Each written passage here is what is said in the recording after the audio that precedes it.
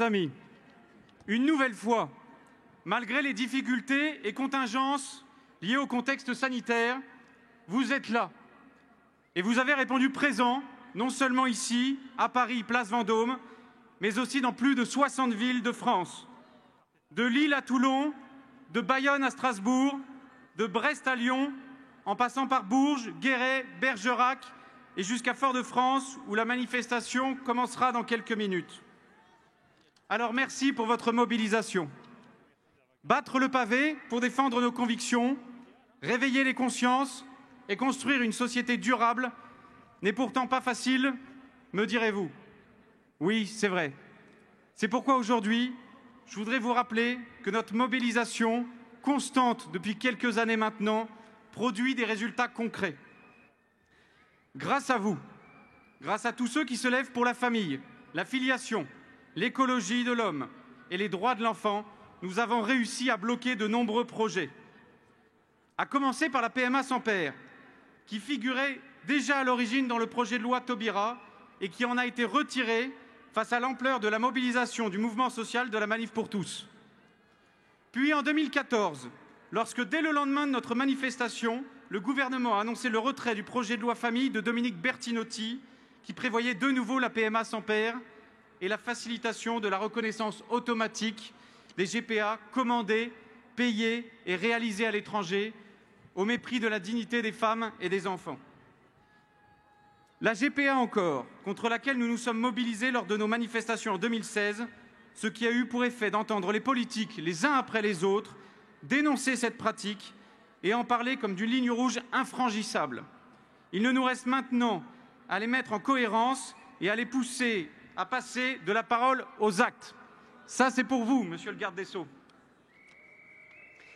Et notre mobilisation contre le projet de loi bioéthique sous le label Marchons enfants a eu aussi pour effet de ralentir considérablement le processus législatif et d'obtenir le retrait de certaines dérives inqualifiables comme la PMA post-mortem ou la ROPA, qui n'est autre qu'une GPA qui ne dit pas son nom. Chers amis, quand je vois vos visages à chaque manifestation, mais aussi chaque jour dans ce travail du quotidien de veille, de communication avec la presse, sur les réseaux sociaux, de rencontres avec les élus, parlementaires, universitaires et j'en passe, comment ne pas être marqué par votre jeunesse? Ça, ce n'est pas pour vous, monsieur le garde des Sceaux. Oui, la jeunesse a choisi son combat. Oui, la jeunesse a décidé d'assumer ses responsabilités en s'engageant durablement pour une société plus juste et plus fraternelle. Oui, la jeunesse s'est levée et entend prendre la tête d'un grand mouvement social pour la famille, premier lieu de solidarité, comme nous avons pu en avoir la confirmation pendant le confinement. Oui, la jeunesse est avec nous, loin des défilés groupusculaires de soi-disant féministes, au sein desquels la moyenne d'âge est, disons-le, bien différente. Chers amis, nous avons encore beaucoup de travail devant nous, mais nous y sommes prêts et nous sommes motivés. Vous le savez, nous allons continuer à avoir besoin de vous et nous invitons à poursuivre votre engagement au sein de nos équipes.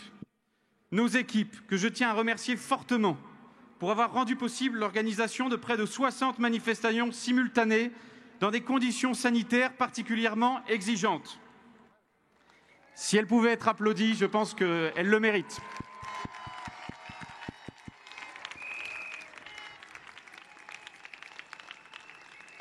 Notre action est efficace, notre action dérange et notre action poursuivra grâce à vous.